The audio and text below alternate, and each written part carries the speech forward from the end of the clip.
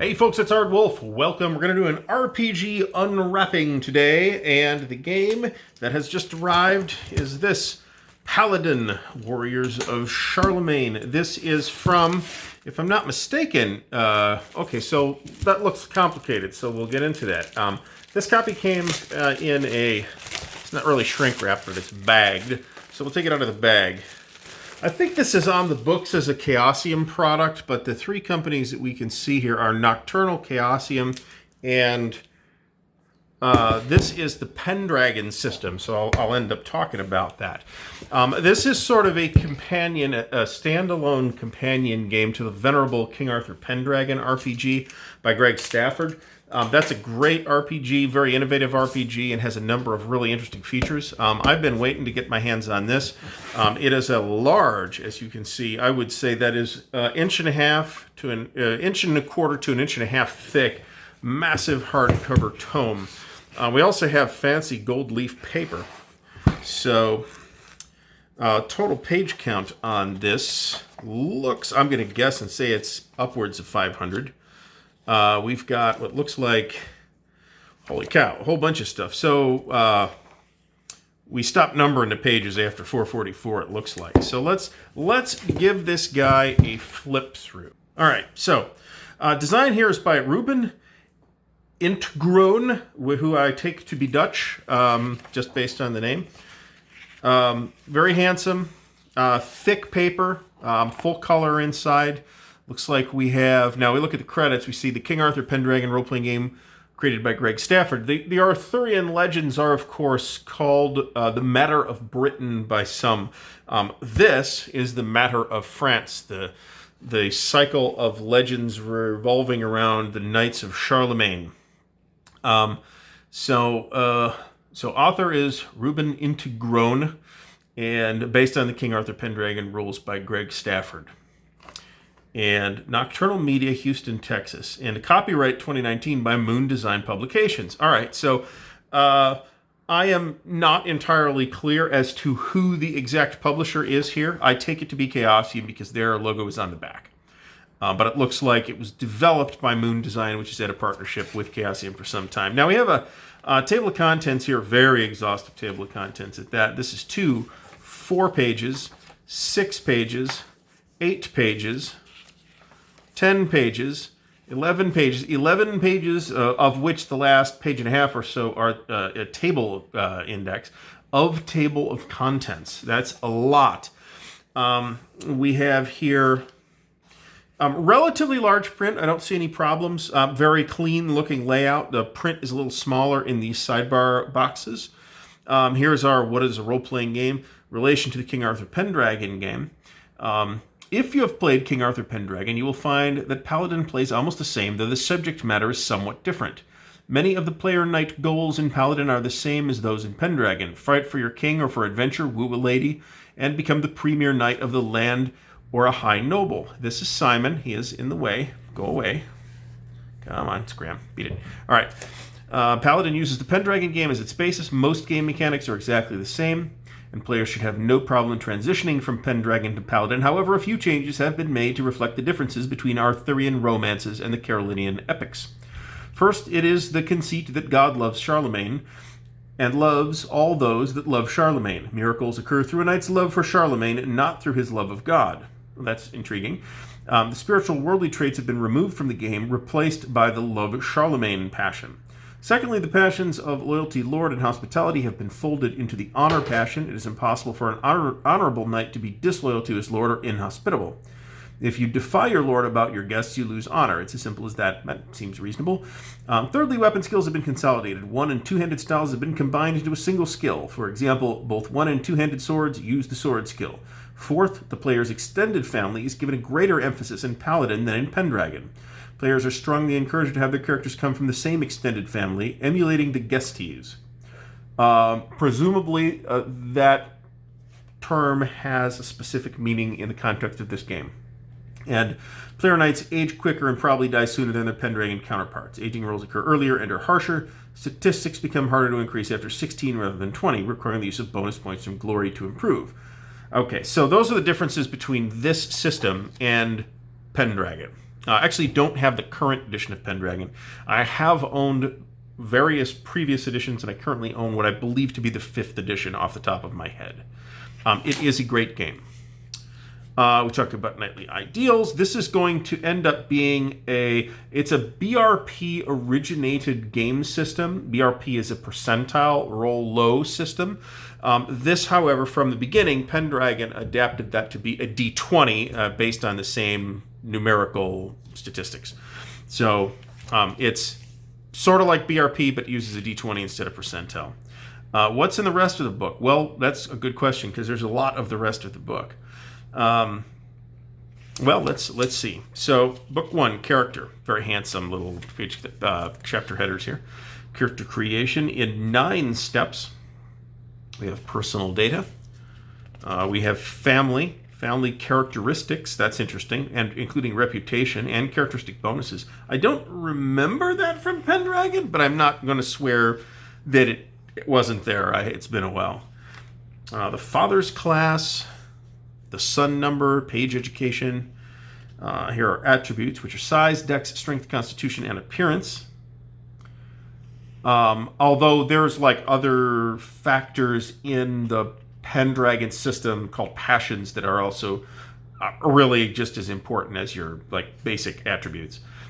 Derived statistics, distinctive features. Interesting. Okay, that's a very small table of distinctive features, but then again, it's just really giving you ideas. And here we have passions. It looks like they include love, hate, armor, and honor, among others. And you start with honor, love for Charlemagne, love for family, and love for God. Okay. You also have traits. The personality traits used in Paladin consist of 12 opposed pairs of virtues and vices. Okay, is that what I'm thinking of instead of passions? Actually, that's very plausible. I think we'll get to that. Frankish base skills. Okay, that's interesting. All right, the knighting ceremony. You kind of, this is a little bit life pathy. It looks like, not a full life path system, but I like life path character creation, which is why I tend to measure it every time I look at a new RPG. Here's possessions and stuff. Birth gift. Okay, you inherit something from your ancestors, which you roll on this table. That's kind of cool. Okay, female knights.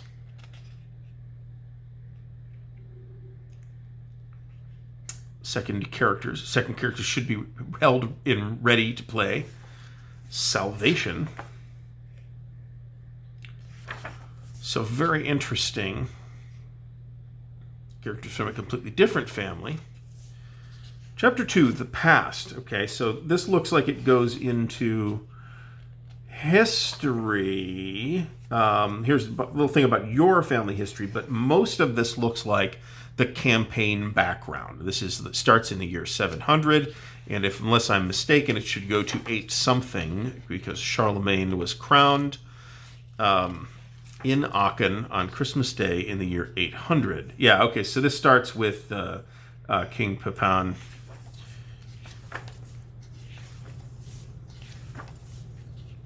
And goes through a great deal of detail up to 767. That's interesting. Well, I guess we'll find out. So, personality traits and passions. So this is where we get into those particular mechanical features of the game. There's sort of a calligraphic header script, but unlike some of those, this one doesn't strike me as being particularly hard to read.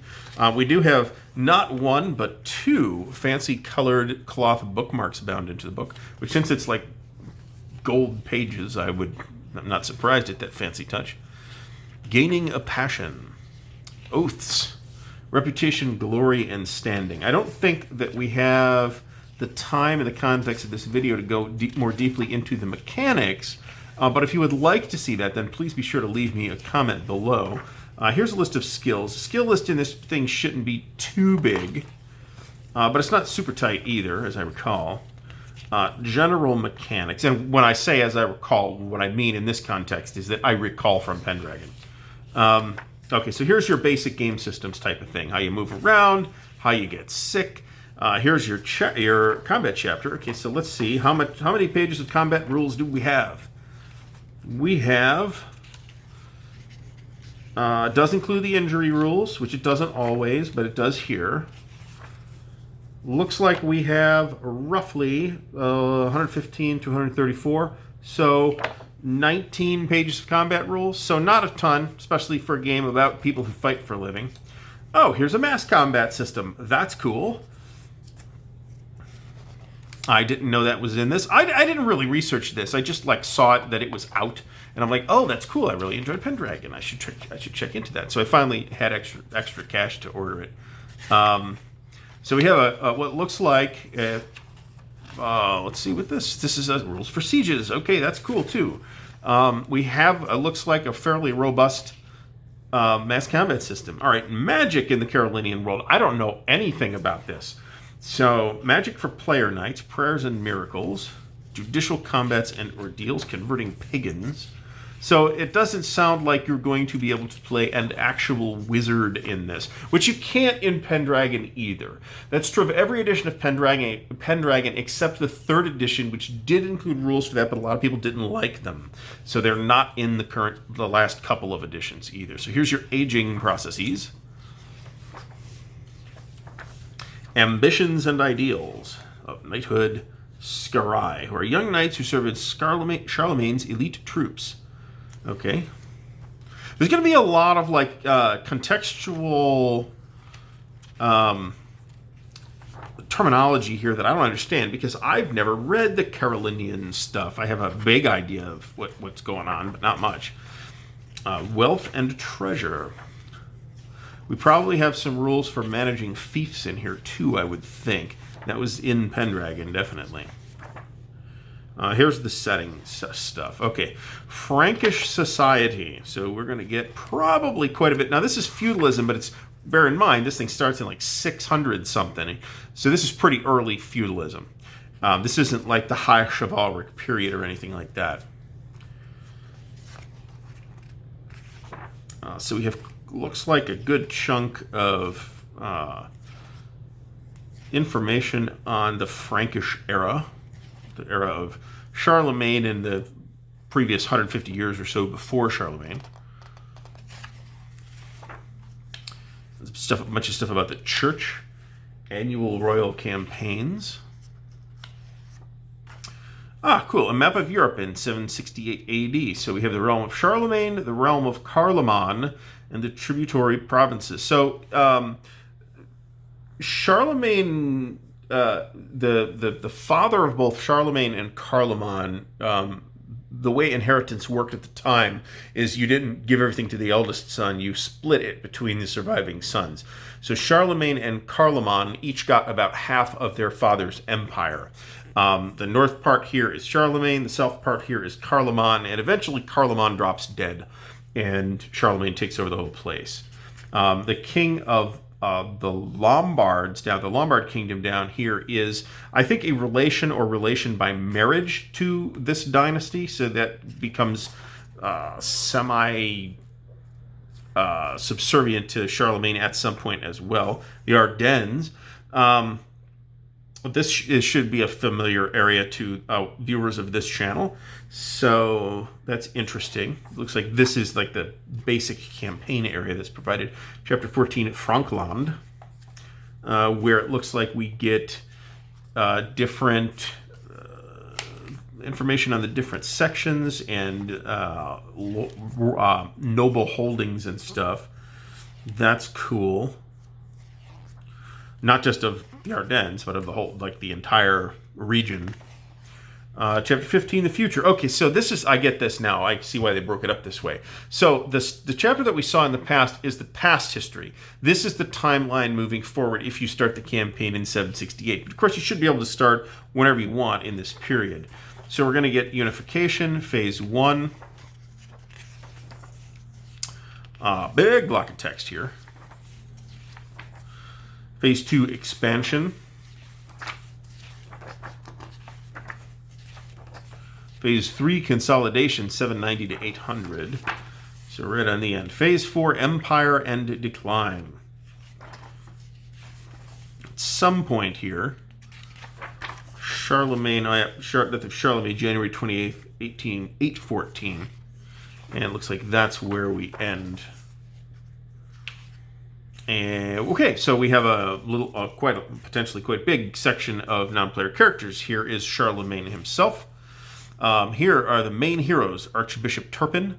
Archbishop Turpin, by the way, Legends of Archbishop Turpin are the primary original inspiration for D&D's cleric. I don't want to say primary, but one of the inspirations for D&D's cleric. Ogier the Dane, Roland, Oliver of Vienne, Astolph of England, Renaud of Montalban, William Shortnose. The list of paladins given below. So these are like somewhat more generic characters, of who there's quite a few. Charlemagne's family. The royal court. Here's some courtiers. So it looks like you got a lot of information on various NPCs, including some magicians. Enemies within: the Aquitanians, the Bavarian Lombard Alliance, the clan of Mayence. I'm going to have problems with some of these names.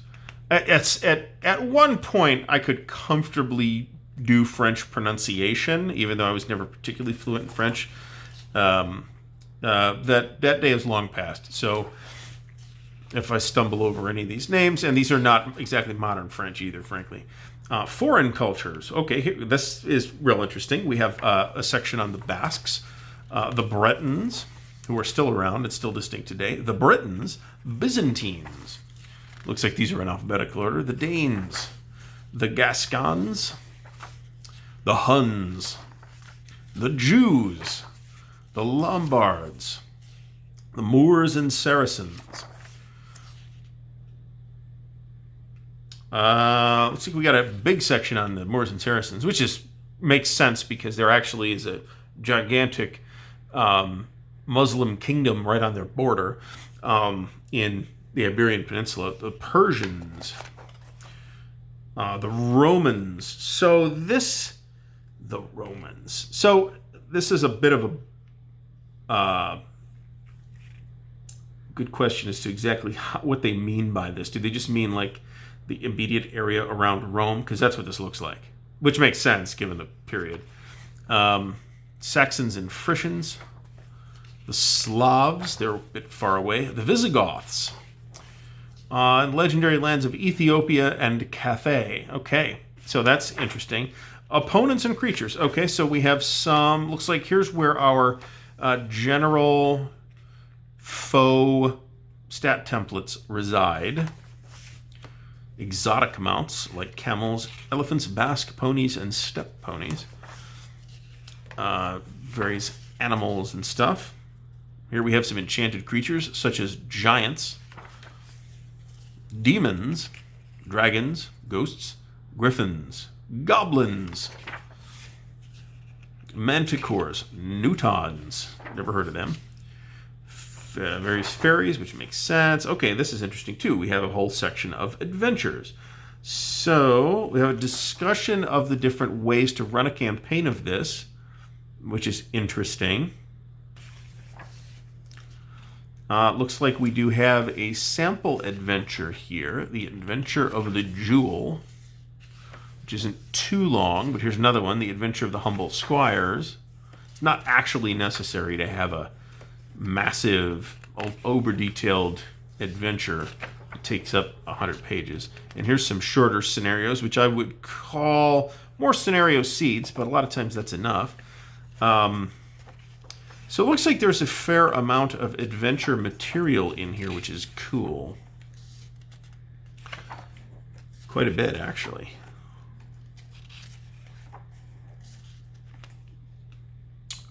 All right, so here's a set of mechanics for hunting. Of course, you're not just hunting to survive, right? Hunting is like a social linchpin too. So, chases and pursuits. I'm not sure why these didn't make it into the earlier section on mechanics, but What are these? Are these like rolls that you can... Yeah, so this should have actually been earlier in the book, in my opinion. There's some stuff on feuds. The Forest. Okay. This solo is only available to player lords. Solo. This solo. I don't know what that means. Does that mean it's like a solo adventure type thing? Good question. Frankish name generator. Good. Thank goodness that's in here. Here's a bibliography. Always like to see this, and it's pretty extensive actually. It's about 2.5 pages. Here we have the major epics, minor epics. We have modernized retellings, historical documents, Carolinian studies, literary studies, foreign lands and cultures, and medieval studies. I don't see any fictional treatments in here, and I'm sure there are fictional treatments. And then we have the Great Family. So these are like royal houses, it looks like, family trees. It's cool that that's in here. This is an incredibly wasteful of space item, but I'm kind of glad that's in here, given what I'm seeing about the game so far. So here we have what looks like a pretty compressed character sheet. Doesn't bother me, but these are pre-made characters. Okay, that's cool. That's cool. I don't know if you can download these from the Chaosium website. That'd be cool if you could. Back in the back, we have some ads. King Arthur Pendragon, of course, and then Paladin Adventures, which is a separate book that I'm not sure is available yet, although it might be. So this is gonna, I don't know that I have any necessarily plans to play this, but it kind of fits into my general tastes pretty well. I have a great liking for RPGs that that can be played over a long period of time within the campaign, and Pendragon is one of those. So Paladin, Warriors of Charlemagne from what looks to be Chaosium. If you've enjoyed the flip through, please give it a thumbs up. Please subscribe to the channel for more wargame and RPG content, and don't forget to check out the Patreon. Until next time, happy gaming.